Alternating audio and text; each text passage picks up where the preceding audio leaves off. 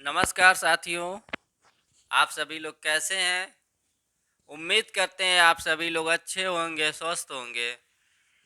साथियों, हमारे नेता आदरणीय राहुल गांधी जी ने कह दिया, न्याय की इस लड़ाई में हम पीछे नहीं हटेंगे और पीछे हटना होगा तो वो सरकार को हटना होगा, क्योंकि झूठ एक तरफ है और सच एक तरफ है। सच का नाम ही है राहुल गांधी जी। क्योंकि साथियों, सच्चाई की चट्टान को हजारों की संख्या में भी आकर जो झूठ होता है वो टकरा कर चूर हो जाएगा। सच्चाई की चट्टान को हटाना मुमकिन ही नहीं, नामुमकिन है। हमारे नेता आदरणीय राहुल गांधी जी ने कह दिया है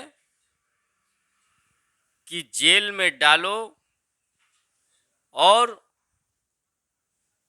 मंत्री को बर्खास्त करो। साथियों, सच्चाई एकदम आईने की तरह आप लोगों के सामने साफ है। किस तरीके से लखीमपुर खीरी में जो घटना घटी है वो हमारे देश के प्रत्येक नागरिक इस बात को बखूबी जानते हैं कि कौन दोषी है और कौन दोषी नहीं है, और उनको कौन बचा रहा है ये भी जानते हैं। और हमारे देश के लोग ये भी जानते हैं कि जो बड़का भाजपा के नेता हैं, जो हर बात पे झूठ बोले जाते हैं और कहते हैं न झुका है न झुकेगा, न घुसा है न घुसेगा, न किसानों का बिल कहते थे मैं वापस नहीं लूंगा और बाद में माफी मांगते हैं। उन्हीं का हाथ है साथियों मंत्री जी के ऊपर आज, इसीलिए अभी तक उन्होंने इस्तीफा नहीं लिया। और अमेठी में हमारे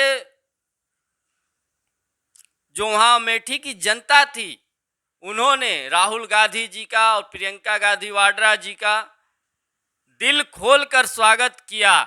ये देखकर बीजेपी के लोग हैरान और परेशान हो गए हैं कि ये क्या हो रहा है। साथियों, जो सच्चाई के साथ खड़ा रहेगा, झूठ उसके सामने ज्यादा देर तक नहीं टिक पाएंगी। पूरी मीडिया जो है लगी हुई है राहुल गांधी जी को बदनाम करने के लिए, लेकिन पूरी मीडिया दुनिया भर का पैसा खर्चा कर कर भी ये राहुल गांधी जी का कुछ नहीं कर सकते, क्योंकि हमारे नेता आदरणीय राहुल गांधी जी सच्चाई के साथ हैं। और उन्होंने कहा किसान पीछे नहीं हटेंगे, आपको हटा देंगे, हटा दिया। और उन्होंने आज कह दिया है कि मंत्री को बर्खास्त करना पड़ेगा, जेल में डालना पड़ेगा तो आपको डालना ही पड़ेगा और बर्खास्त करना ही पड़ेगा। सरकार कहती है कि विपक्ष संसद नहीं चलने दे रहा है, और संसद चलाने की जिम्मेदारी किसकी होती है? सरकार की। सरकार सवालों से भाग रही है, आम जनमानस के सवालों को उठाने नहीं दे रही है। हमारे देश की जनता संसद चुनकर भेजती है,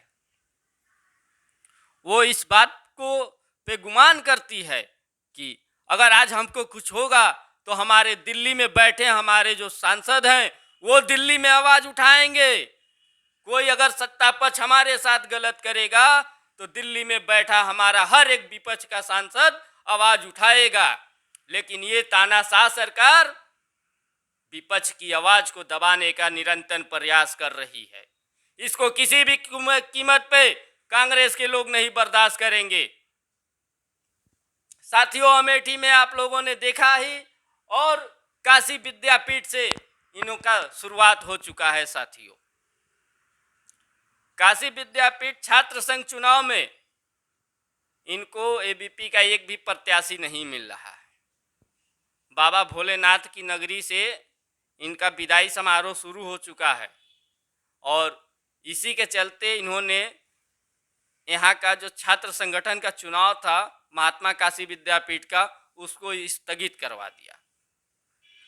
तो ये स्थगित करवा ले चाहे कुछ भी करवा ले, लेकिन अब शुरुआत हो चुका है और काशी से ही इनकी जीत की शुरुआत हुई थी और काशी से ही पतन की शुरुआत होगी और 2022 में इनको एक भी सीट नहीं मिलने जा रही है। बाबा विश्वनाथ जी के नगरी से शुरुआत हो चुकी है।